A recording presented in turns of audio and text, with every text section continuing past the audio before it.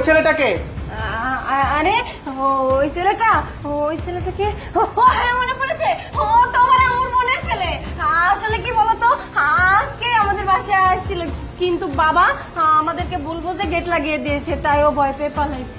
বাবা, তুই বউয়ের কথা কোনো কথাই বিশ্বাস করিস না। আমি তোরে ফোনে কথা বলছিলাম না যে একটা ছেলে প্রতিদিন আসে ঘরের মধ্যে, সেই ছেলেটা।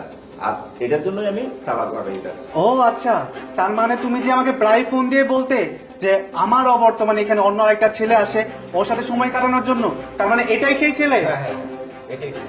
এই, তুই আমার অবর্তমানে আরেকটা ছেলেকে নিয়ে এসে তার সাথে পোস্টি নষ্টি করে বেড়াস? আমি এর আগেও তোকে অনেকবার জিজ্ঞেস করেছিলাম যে তোর এখানে আর অন্য কেউ ছেলে আসে কিনা, তুই একবারও স্বীকার করিসনি। কিন্তু কি বল, চোরের তো একদিন না একদিন ধরা পড়তে হয়। আজকে তুই কিভাবে ধরা পড়ে গেলি দেখ। তো আমি আসার সাথে সাথে এই ছেলেটাকে আমি দেখতে পেয়ে গেলাম। আরে মানুষ কিভাবে মানুষকে ঠকায়। তো